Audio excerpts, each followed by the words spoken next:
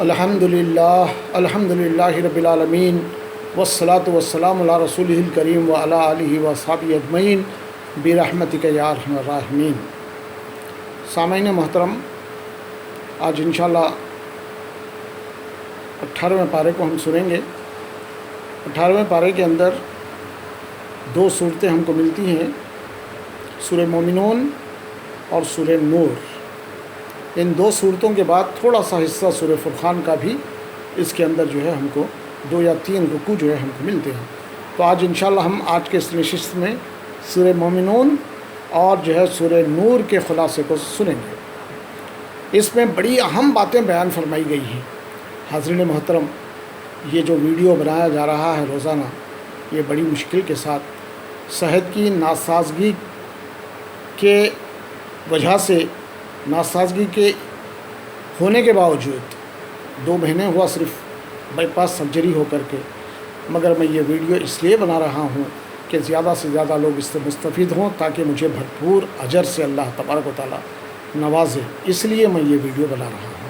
تو براہ کرم میری محنت کو ضائع مت کیجیے، آپ ضرور اس ویڈیو کو سنیے اور زیادہ سے زیادہ لوگوں تک اس کو پہنچائیے، اور کہیے ان سے بھی کہ وہ ضرور ان باتوں کو سنیں، اور نہ صرف سنیں بلکہ ان باتوں کو اپنی زندگی کے اندر اتارنے کی کوشش کریں۔ حاضرین محترم، سورہ مومنون، اس کے سلسلے میں اللہ کے رسول نے فرمایا، جو کوئی بھی اس سورت کے ابتدائی 10 آیات کے معیار پر اترے، یعنی 10 آیات کے مطابق اپنی زندگی کو سنوارے، تو لازماً اللہ تبارک و تعالیٰ اس کو جنت کے اندر داخل فرمائے گا۔ تو دیکھیں ذرا اس کے اندر جو باتیں، اہم قسم کی باتیں آئی ہیں، وہ اس طرح سے ہیں کہ اس زمانے میں لوگ جو ہے غیر مسلم جو تھے، کفار و مشرکین جو تھے، وہ سب جو ہے دولت مند قسم کے لوگ تھے، پیسہ تھا ان کے پاس، پیسے کی ریل پھیل تھی۔ مسلمان جو ہے ابھی اسلام قبول کرے، بہت سارے چیزوں کو چھوڑ چھاڑ کے اسلام قبول کرے، اور جو ہے بہت غریب، مفلس، پریشان، ایسی حالت کے اندر مسلمان تھے۔ تو اللہ تبارک و تعالیٰ ان سے فرما رہا ہے کہ دراصل جو ہے فلاح پا گیا وہ، قد افلح المومنون سے شروع ہوتا ہے یہ پارہ، یعنی فلاح پا گئے وہ لوگ جو ان کے زندگیوں کے اندر، کفار و مشرکین کے زندگیوں کے اندر کیا کیا تھا وہ تو سب جانتے ہی ہیں۔ شراب کباب تھے ان کے پاس، اور جو ہے زناکاری تھی ان کے پاس، مار توڑ تھا ان کے پاس، قتل و غارت گری تھی ان کے پاس، ظلم و زیادتی تھا ان کے پاس، سب کچھ تھا۔ مسلمان فلاح کون پائیں گے؟ دولت رکھ کے، بڑے بڑے بلڈنگز رکھ کر کے فلاح نہیں پا سکتے، بلکہ فلاح کون پائیں گے؟ یہ مسلمان جن کے اندر یہ صفات ہوتی ہیں، وہ لوگ فلاح پانے والے ہیں، کامیابی پانے والے ہیں۔ اس طرح سے اللہ تبارک تعالیٰ فرما رہا ہے۔ کون سے لوگ فلاح پائیں گے؟ جو نماز میں خشوع، سب سے پہلی بات اللہ تعالیٰ فرما رہا ہے کہ جو نماز میں خشوع کو اختیار کریں گے، یعنی دل لگا کے، اطمینان کے ساتھ، خشوع اور خضوع کے ساتھ اپنے دل و دماغ کو یکجا کرتے ہوئے اللہ تبارک و تعالیٰ کی طرف دھیان لگاتے ہوئے، یہ سمجھتے ہوئے کہ میرا مالک مجھے دیکھ رہا ہے، میرا مالک مجھے دیکھ رہا ہے، اس کا جذبہ، اس طرح کا جذبہ اپنے دل کے اندر پیدا کر کے جو ہے نماز کو خشوع اور خضوع کے ساتھ سجدے پر نگاہ رہے، ادھر ادھر جو ہے کھجاتے نہ رہیں، کپڑوں کو سمیٹتے نہ رہیں، ادھر ادھر دیکھنے کی کوشش نہ کریں، خشوع کے ساتھ اور خضوع کے ساتھ اللہ تبارک و تعالیٰ دیکھ رہا ہے کہ کیفیت اپنے دل کے اندر لا کر، میرے مالک مجھے دیکھ رہا ہے، میری نماز ضائع نہ ہونے پائے، میں اچھی طرح سے نماز پڑھوں گا، میرے مالک کو خوش کرنے کے لیے نماز پڑھوں گا۔ اس انداز سے خشوع کے ساتھ، خضوع کے ساتھ، کوئی خیالات کو آنے نہیں دیتے ہوئے اس انداز سے نماز کے اندر جو ہے دراصل ہونا چاہیے۔ پھر اس کے بعد اللہ تعالیٰ نے فرمایا کہ لغویات سے مسلمان دور رہتے ہیں، بیکار قسم کے معاملات سے مسلمان دور رہتے ہیں۔ مسلمان وہ ہوتے ہیں جو ہمیشہ اپنے آپ کو بزی رکھتے ہیں، اچھے کاموں کے اندر بزی رکھتے ہیں۔ آج ہم بہت سے لوگ کہتے ہیں کہ ٹائم پاس کر رہا ہوں، ٹائم پاس نہیں ہو رہا ہے، بور ہو رہا ہے۔ ارے مسلمان کو اتنا وقت کہاں سے ملتا؟ مسلمان کی جو ذمہ داریاں ہیں وہ پورا کرنے کے بعد قرآن کی اسٹڈی ہے، قرآن کو سمجھنا ہے، دینی باتوں کو پڑھنا ہے، اور جو ہے ان دینی چیزوں کو دوسروں تک پہنچانا ہے، اپنی تربیت کرنا ہے، جنت کی فکر کرنا ہے، جہنم سے بچنے کی فکر کرنا ہے، لوگوں کے عقائد کو درست کرنا ہے، لوگوں کے اعمال کو درست کرنا ہے، لوگوں کو برائیوں سے بچنا۔ یہ بہت سارے رسپانسبلٹی مسلمانوں کے اوپر ہیں، بھلا اپنے پاس کرنے کے لیے ٹائم کہاں سے ہم کو ملے گا؟ ٹائم پاس کہاں سے کر سکیں گے؟ پھر اس کے بعد اللہ تعالیٰ نے فرمایا کہ مسلمان وہ ہوتے ہیں، فلاح پانے والے وہ ہوتے ہیں، کامیاب قسم کے لوگ وہ ہوتے ہیں، تم جیسے نہیں کہ بڑے بڑے بلڈنگاں بنا کر آرام کی زندگی گزر رہی ہے، اولاد ہے، تمہیں پیسہ ہے، دولت ہے، مال ہے، سونا چاندی ہے، زمین جائیداد ہے، بہت کچھ تمہارے پاس ہے، مگر کامیابی کی دلیل یہ نہیں ہے۔ فلاح وہ نہیں پائیں گے، فلاح وہ پائیں گے جو نماز کے اندر خشوع اختیار کریں گے، بیکار کاموں سے اپنے آپ کو بچا کر رکھیں گے، اور زکوٰۃ کی ادائیگی کرتے رہیں گے، زکوٰۃ کی ادائیگی کرتے رہیں گے۔ پھر اس کے بعد فرمایا اللہ تعالیٰ نے اپنے شرمگاہوں کی حفاظت کریں گے، شرمگاہ کی حفاظت کریں گے، یہ کامیاب ہونے والے لوگ ہیں۔ ایک موقع پر اللہ کے رسول نے فرمایا اگر تم دو چیزوں کی ضمانت مجھے دو گے تو میں تمہیں جنت کی ضمانت دوں گا۔ دو چیزوں کی ضمانت دو، میں تمہیں جنت کی ضمانت دوں گا۔ کون فرما رہے ہیں؟ اللہ کے بعد جن کا مقام ہے وہ رسول اللہ فرما رہے ہیں، جنت کی ضمانت۔ کیا ہے دو چیزیں؟ فرمایا اللہ کے رسول نے زبان کو پکڑ کر، یہ دونوں ہونٹوں کے درمیان رہنے والی چیز زبان، اور دونوں رانوں کے درمیان میں رہنے والی چیز شرمگاہ، ان دونوں چیزوں کی تم ضمانت دو گے، ان کو صحیح طریقے سے جو ہے استعمال کرو گے، برائی کے راستے میں استعمال نہیں کرو گے، تو پھر تم کو جنت کی جو ہے خوشخبری دوں گا، ایسا اللہ کے رسول نے فرمایا۔ اور واقعہ یہ ہے دوستوں کہ زبان یہ ایسی چیز ہے جو یا تو مٹھاس پیدا کرتی ہے یا پھر پوری دنیا کو جلا کر رکھ دیتی ہے، پورے دنیا کو تتر بتر بھی کر سکتی ہے زبان۔ آج نہیں دیکھ رہے ہم دنیا میں جو بڑے بڑے قسم کے بادشاہ ہیں یا بڑے بڑے سپر پاورز ہیں، ان کی زبان چلنے پر پوری دنیا اتھل پتھل ہو جاتی، پوری دنیا کے اندر کتنا فتنہ و فساد پیدا ہو جاتا۔ زبان کے غلط استعمال سے پورے معاشرے کے اندر تباہی پیدا ہو جاتی، پوری دنیا کو جو ہے جلانے کے لیے کافی ہے زبان۔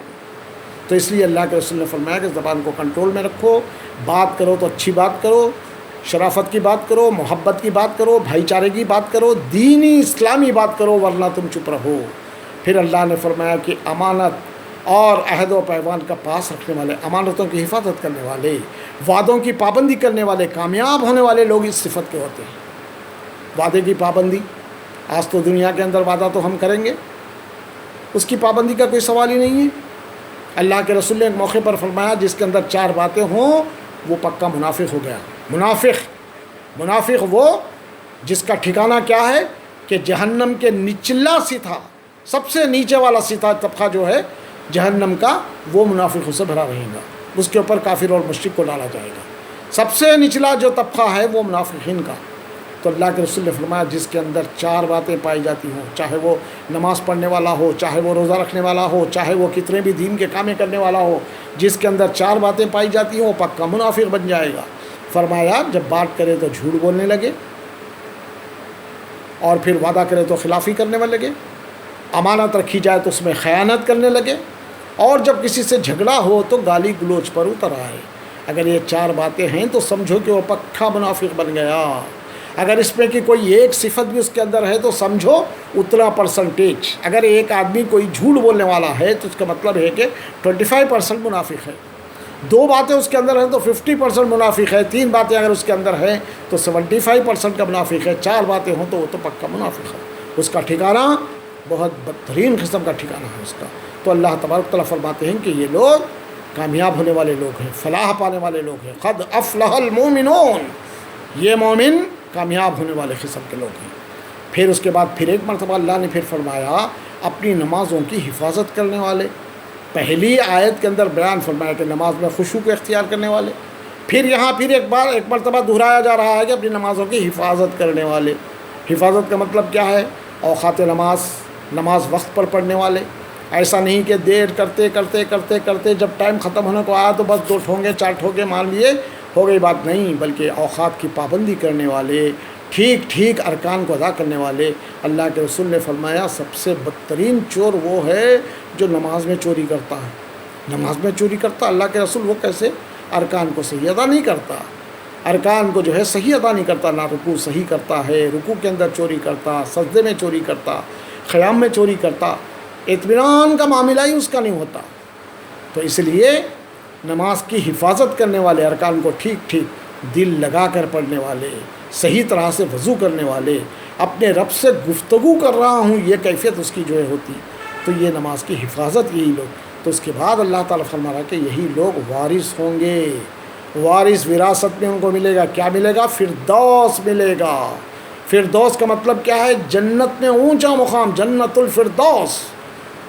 جب بھی دعا کریں تو جنت الفردوس کی دعا کرنی چاہیے، بہت اونچا مقام جنت کے اندر. تو اللہ تعالیٰ فرماتا جن کے اندر یہ صفات ہوں گے ان کو جنت الفردوس کے اندر، جنت میں اونچے مقام پر ان کو جو ہے ٹھکانہ ہوگا، ان کا اتنا اونچا مقام ان کو ملے گا، بشرطے کہ ان باتوں کی پابندی وہ کرے.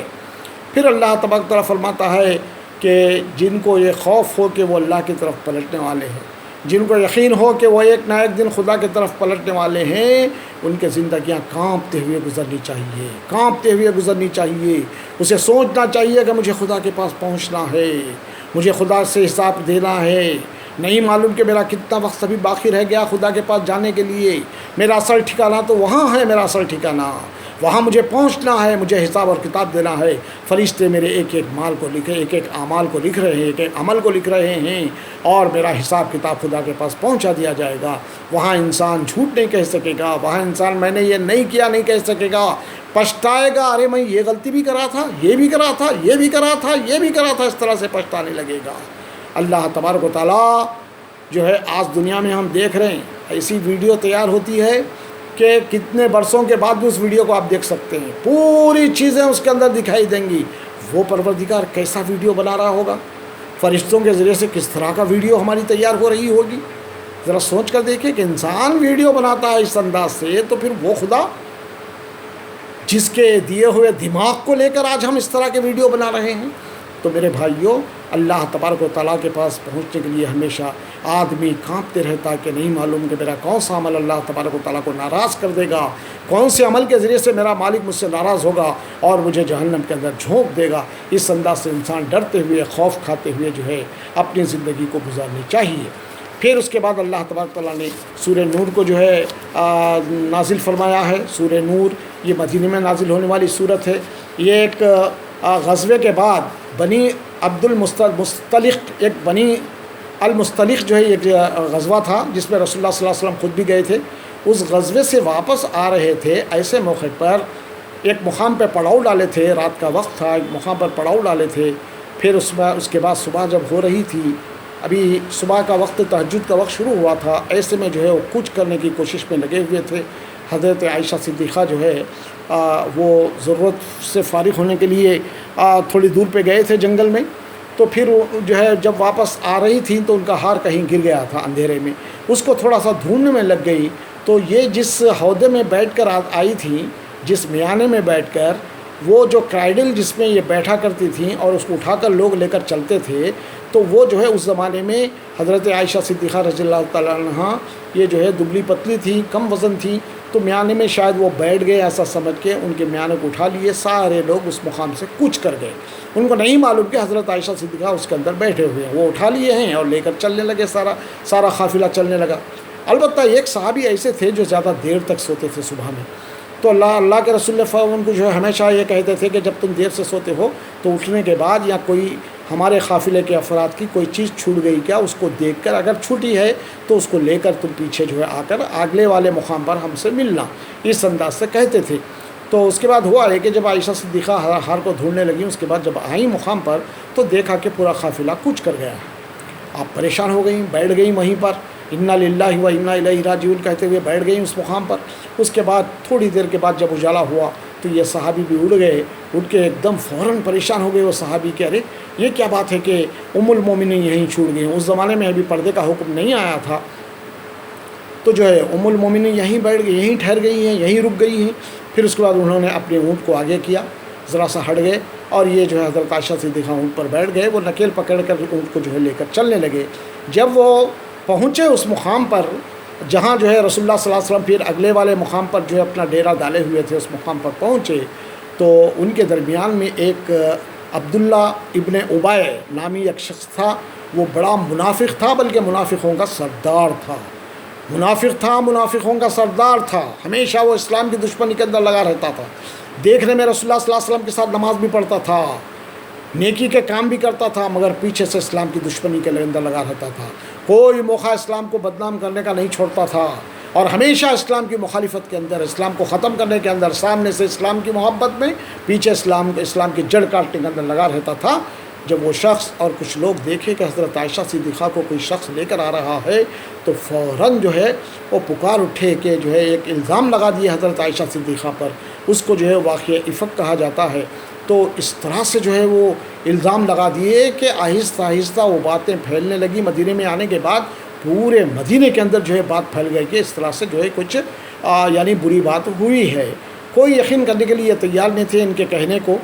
اور اس کے بعد میں چند 40 دن کے بعد شاید جو ہے اللہ تبارک و تعالیٰ نے ان کی برات کی جو ہے وہی نازل فرما دی کہ یہ بالکل غلط بات ہے، یہ تم لوگ جو ہے اس طرح سے اپنی زبانوں کو جو ہے حرکت دیتے ہوئے بات کو ایک جگہ سے دوسرے مقام پر پہنچانے میں لگے ہوئے تھے۔ کوئی نہیں تھا تمہارے درمیان میں جو اس بات کو روکے، لوگوں کے زبانوں کو روکے، ان کی باتوں کو روکے اور کہے کہ ایسا نہیں ہو سکتا۔ کسی نے اس طرح سے نہیں کہا۔ اللہ نے تنبیہ کی اور فرمایا کہ اس طرح سے بغیر تحقیق کے باتوں کو نہیں پھیلانا چاہیے۔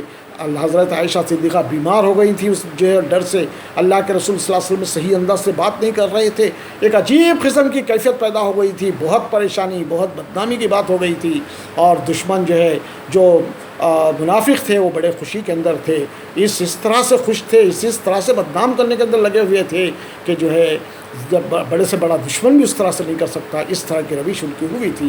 تو ایسے موقع پر اللہ تبارک و تعالیٰ نے اس سورہ نور کو نازل کر کے اتنی باتیں اس کے اندر بیان فرمائی ہیں، پردے کے بھی بیان فرما دیے، زنا وغیرہ بھی ہوا تو کس طرح کی سزا ہونی چاہیے، بہت ساری باتیں اس کے اندر جو ہے فرما دی۔ اللہ کے رسول نے فرمایا اگر کوئی شخص کسی پاک دامن عورت کے اوپر بدکاری کا الزام اگر لگائے تو اس کے 100 سال کی عبادت غارت کر دی جاتی ہے، 100 سال کی عبادت اس کی غارت کر دی جاتی ہے جو اگر کسی پاک دامن عورت کے اوپر بدکاری کا جو الزام لگائے۔ آج دنیا میں کیا کیا ہوتا ہے میرے بھائیوں، ذرا سوچ کر دیکھیے، چھوٹی چھوٹی باتوں میں اس طرح سے الزام لگایا جاتا غیر ضروری، بغیر تحقیق کے، بغیر کسی اس کے، کیسا جو ہے یعنی بدنامیاں جو ہے لگانے کی کوشش کی جاتی ہے، کس طرح سے جو ہے الزامات لگائے جاتے ہیں ان کے اوپر۔ تو اللہ تبارک تعالیٰ فرما رہا کہ جو ہے اگر کوئی کسی کے اوپر بدنامی کا دھبا لگائے تو اسے چاہیے کہ 4 گواہوں کو لے کر آئے، 4 گواہ لانا انہیں۔ بدکاری کا الزام اگر لگائے، ثابت ہو گیا بدکاری کی ہے، زنا کا معاملہ ہوا ہے، تو غیر شادی شدہ اگر ہے تو 80 کوڑے اس کو لگانے چاہیے، لڑکے کو بھی لڑکی کو بھی 80 کوڑے لگانا چاہیے۔ اور اللہ تبارک و تعالیٰ نے فرمایا کہ خبردار کہ رحم کا جذبہ تمہارے دل کے اندر نہیں ہونا۔ اور پھر یہ سزا ایک جم غفور کے مقام پر، جم غفیر کے سامنے، بہت زیادہ مجموعے کے سامنے، تاکہ لوگوں کو عبرت ہو سکے، آئندہ کوئی اس طرح کا عمل نہ کر سکے۔ اس طرح سے ان کو 80 کوڑے مارنی چاہیے۔ اگر کسی شادی شدہ سے یہ جو ہے سرزد ہو جائے یہ غلطی تو اس کو تو سنسار کر دینی چاہیے۔ اس انداز سے اللہ تبارک تعالیٰ نے زنا کے قوانین پاس کیے۔ اگر کوئی 4 گواہ نہیں لا سکا، الزام تو لگا رہا ہے مگر 4 گواہ پیش نہیں کر سکا، تو پھر اس شخص کو 80 کوڑے مارنے چاہیے۔ اسلامی معاشرہ کوئی معمولی معاشرہ نہیں ہوتا، جیسا بولے ویسا بدنام کرنے کی کوشش کر کے ان کو جو ہے ہنسی مذاق کا موقع بنا دیا جائے، ان کے زندگیوں کو دیکھ کر لوگ ہنستے رہیں، کرتے رہیں۔ نہیں، اسلام کا معاملہ، اسلامی معاشرہ اس طرح کا رہا نہیں ہوتا۔ اسلامی معاشرہ بڑا پاکیزہ ہوتا ہے۔ اسلامی معاشرہ بہت دور سے ہی برائیوں پر جو ہے برائیوں پر روک لگا دیتا ہے اسلامی معاشرہ۔ اس لیے جو ہے اس طرح سے معاملہ ہونا چاہیے کہ غیر ضروری طور پر لوگ جو ہے ایک دوسرے کو بدنام کرنے کی کوشش نہیں کرنا چاہیے، آنکھیں بند کر کے تہمتیں قبول نہیں کرنا چاہیے، زبانوں کو روک دینا چاہیے کہ جو ہے جب تک کہ تم نہ دیکھیں اس وقت تک غیر ضروری طور پر صرف شبہ کی بنیاد پر اس طرح سے نہیں کرنی چاہیے۔ اصل میں کیا ہے کہ دشمن جو تھے کفار و مشرکین یہودی وغیرہ، مسلمانوں کو ستا کے عجیب قسم کے تکلیفیں دے کر، ان کو مار کر دھاڑ کے جنگوں کے ذریعے سے کئی طرح سے کوشش کرے ان کو جو ہے نیچا کرنے کی، مگر اس کے باوجود مسلمانوں کو جو ہے اس طرح کا نیچا ہونے کا کوئی معاملہ نہیں تھا۔ تو ایسے وقت میں لچر قسم کی حرکتیں کر کے مسلمانوں کو بدنام کر کے ہنسی مذاق کا موقع لوگوں کو دینے کے لیے، مسلمانوں کے وقار کو گرانے کے لیے اس طرح کی سازشیں وہ کرنا شروع کر دیے تھے۔ بدنامیوں کا موقع ہی نہیں ملنا، اس لیے اللہ تبارک و تعالیٰ نے بہت ساری احکامات دیے ہیں۔ کیا کیا احکامات اس کے اندر آئے ہیں سورہ نور کے اندر دیکھیے تو اللہ تعالیٰ نے فرمایا کہ اجازت کے بغیر لوگوں کو گھروں میں داخلہ ممنوع، یعنی بغیر اجازت کے کوئی کسی گھر کے اندر داخل نہیں ہونا۔ چاہے رشتہ دار ہی کیوں نہ ہو، اجازت لے کر آنا۔ ایک صحابی اندر آ گئے تھے اللہ کے رسول صلی اللہ علیہ وسلم کے مکان میں، آپ نے کہا کہ باہر چلے جائیے، پہلے اجازت لیجئے، پھر سلام کر کے گھر کے اندر داخل ہو جائیے۔ آج ہمارے لیے بھی یہ ضروری ہے کہ جب بھی گھر کے اندر ہم تشریف لائیں، سلام کر کے گھر کے اندر تشریف لائیں۔ اور پھر اس کے بعد فرمایا کہ جو ہے اجازت لے کر گھروں کے اندر داخل ہونا چاہیے، سلام کر کے گھروں کے اندر داخل ہونا چاہیے۔ اگر ماں بھی گھر کے اندر ہے، کوئی دوسرا نہیں ہے، تو ایسی حالت میں بیٹا بھی اگر آ رہا ہے اندر، اشارہ کرتے ہوئے، کھکارتے ہوئے، کھانستے ہوئے، محسوس ہو کہ کوئی اندر آ رہا ہے، نہیں معلوم کہ ماں کس حالت میں بیٹھی ہوئی ہے، اس لیے اس انداز کا معاملہ ہونا چاہیے۔ اللہ کے رسول نے فرمایا اگر کوئی آدمی جھانکتا ہے کھڑکی وغیرہ سے نہ، تو اس کو جو ہے آنکھوں کو پھوڑ دینا چاہیے، کوئی گناہ نہیں ہے۔ اگر کوئی جھانکتا ہے تو اس کی آنکھوں کو پھوڑ دو پتھر مار کے، کوئی گناہ نہیں ہے۔ نجی خطوط کو پڑھنا بھی اسی کے اندر آتا ہے، غیر ضروری طور پر ان کے خطوط کو پڑھے، ان کے خطوط کو پڑھے، اندر سے جھانکنے کی کوشش کرے، مسلمانوں کے معاملات کو معلوم کرنے کی کوشش کرے، دروازے سے کان لگا کر کھڑے کر اندر کی باتیں سننے کی کوشش کرے، تھوڑا بہت بھی کچھ بھی مل گیا تو اس کو اس طرح سے مسالہ لگا کے لوگوں کے سامنے بیان کریں کہ وہ پورے بستی کے اندر بات پھیل جائے۔ ایسا نہیں ہونا چاہیے، تجسس نہیں ہونا چاہیے۔ اللہ تبارک و تعالیٰ نے سورہ حجرات کے اندر سخت منع کیا کہ تجسس نہیں کرنا۔ تجسس یعنی اندرونی معاملات کو کھود کے حاصل کرنے کی کوشش نہیں کرنی چاہیے۔ ایک موقع پر حضرت عمر رضی اللہ تعالیٰ عنہ رات میں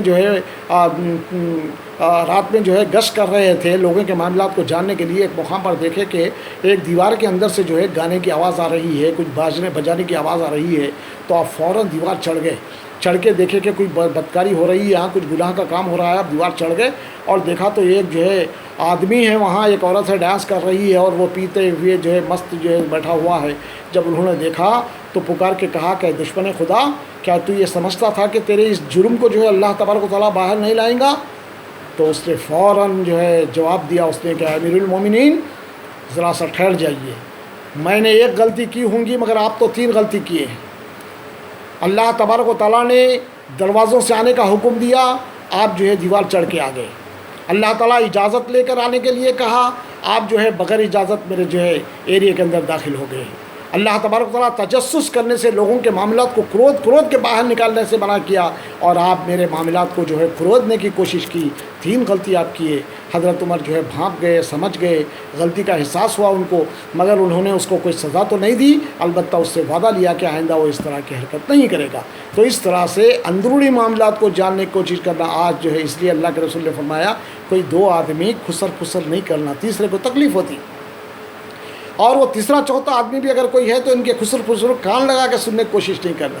ارے آج تو ہمارے معاشرے کے اندر کس طرح سے ہو گیا، کیا حالت ہو گئی ہے۔ ارے بھائی جس کی حالت میں اس کو رہنے دیں تو زیادہ اچھا ہے۔ ہم دوسروں کے معاملات کو لے کر ہم کیا کریں گے، خواہ مخواہ گناہوں کے اندر ہم پھنستے چلے جاتے ہیں۔ پھر اس کے بعد اللہ تبارک و تعالیٰ نے فرمایا کہ اگر جو ہے اللہ کے رسول بھی فرمائے کہ 3 مرتبہ پکارو، اگر کسی کے گھر پہ گئے تو اس کو 3 مرتبہ پکارو، جواب آیا اندر سے تو ٹھیک ہے، نہیں آیا تو 3 مرتبہ پکارنے کے بعد وہاں سے خاموش چلے جاؤ۔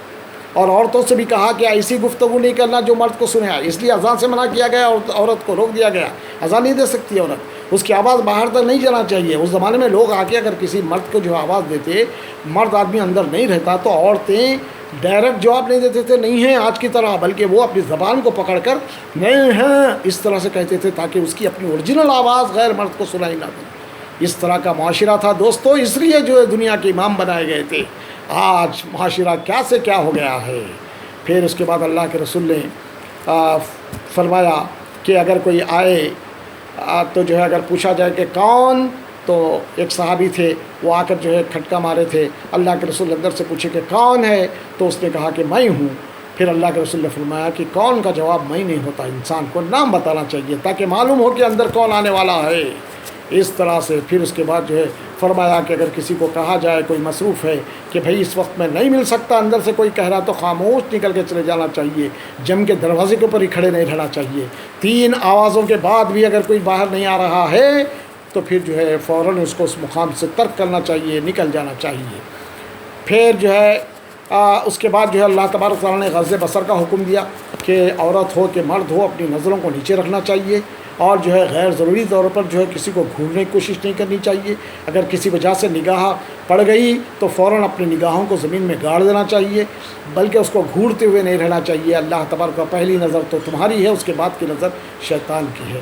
تو اس طرح سے غض بصر کا حکم دیا۔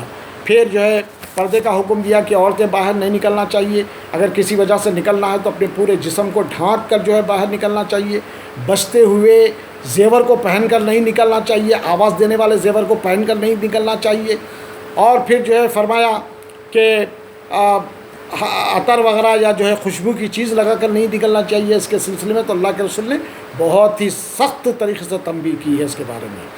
پھر جو ہے اللہ تبارک تعالیٰ فرمایا کہ عمر ہونے کے ساتھ ہی جیسی عمر ہوئی فوراً شادی کی فکر کرنی چاہیے اور شادی کر دینا چاہیے۔ یہ نہیں دیکھنا کہ غربت ہے نا کس طرح سے جو ہے ہونا چاہیے کیسے نہیں، بلکہ فوراً اگر کہیں سے رشتہ آئے تو کسی شریف زادے کا رشتہ آئے تو فوراً جو ہے اس سے نکاح کر دینا چاہیے۔ وہ غریب ہے، اس کی کمائی کم ہے، وہ ایسا ہے ویسا ہے، ہرگز نہیں دیکھنا، ورنہ زمین کے اندر فتنہ و فساد ہو جائے گا۔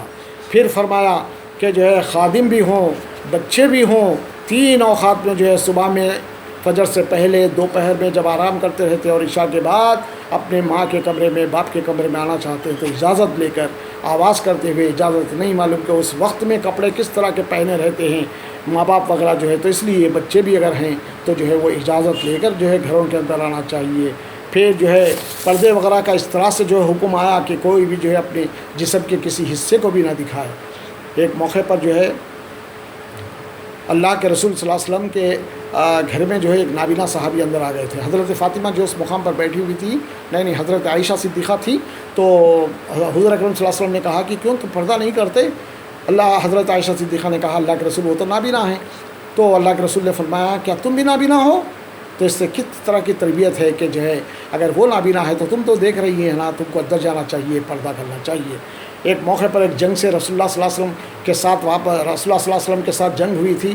جنگ کے بعد میں لوگ جب واپس آ رہے تھے تو ایک عورت کا باپ ختم ہو گیا، بیٹا ختم ہو گیا، اور اس کا شوہر جو ہے جنگ کے اندر شہید ہو گیا۔ تو وہ عورت جو ہے دوڑتی دوڑتی اس جو ہے جنگ کے واقعے کو سننے کے لیے جو ہے گاؤں سے باہر، جب لوگ واپس جا رہے تھے گاؤں کو بستی کے اندر، تو یہ بستی سے باہر آ رہی تھی پوچھنے کے لیے کہ کیا ہوا کیسے ہوا۔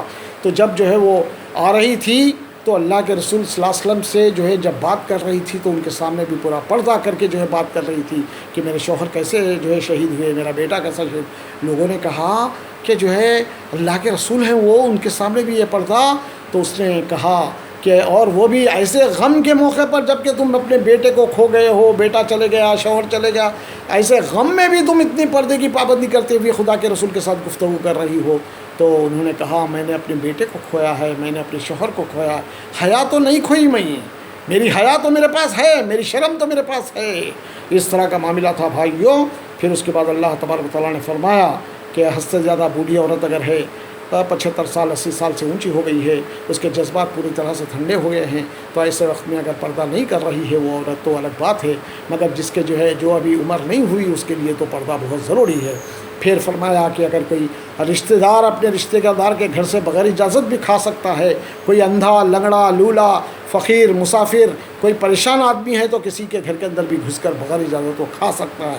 اس طرح کی اجازت اللہ تبارک و تعالیٰ نے دی ہے۔ پھر اس کے بعد فرمایا اجتماعیت کو اختیار کرو، اللہ تبارک و تعالیٰ کے احکام کو اگر تم توڑنے کی کوشش کرو گے تو تمہارے اوپر باطل حکمرانوں کو اللہ تبارک و تعالیٰ مسلط کر دے گا، اس کے احکام کی خلاف ورزی کریں گے۔ دوستو آج دنیا کے اندر دیکھ لیجیے آپ، یہ زمین اللہ کی ہے، ہم اللہ کے بندے ہیں، مگر جو ہے ہمارے اوپر کوئی غیر مسلم جس کا ایمان نہیں ہے، جو شرک کرنے والا ہے، مشرک ہے، ظلم و زیادتی کرنے والا ہے، ایسے لوگوں کو ہم پر مسلط کر دیا۔ یہ زمین تو پاکیزہ زمین اللہ کی، اللہ کے بندوں کی ہے، اس پر جو ہے ہمارا جو ہے حکم چلنا چاہیے تھا، مگر جو ہے ہمارے اوپر دوسرے لوگ حکومت کر رہے ہیں، ہمارے ساتھ ظلم و زیادتی کر رہے ہیں۔ تو اس کا مطلب کیا ہے کہ ہم اللہ تبارک و تعالیٰ کی نافرمانی کریں تو اللہ بھی ہم کو کہیں کا نہیں چھوڑا۔ اللہ تعالیٰ خود قرآن مجید کے اندر اس صورت کے اندر فرما رہا ہے سورہ نور کے اندر کہ جو کوئی بھی ہماری نافرمانی کو کرے گا تو ہم غیر مسلموں کو ان کے اوپر مسلط کر دیں گے۔ اس سے پہلے کی صورتوں کے اندر بھی بات آئی تھی کہ جو کوئی بھی ہمارے رسول کی اطاعت نہیں کریں گے ہم ان کے زندگیوں کو تنگ کر دیں گے. آج تنگ بھی ہے ہماری زندگیاں اور آج غیر مسلم حکمران بھی ہمارے اوپر مسلط ہیں.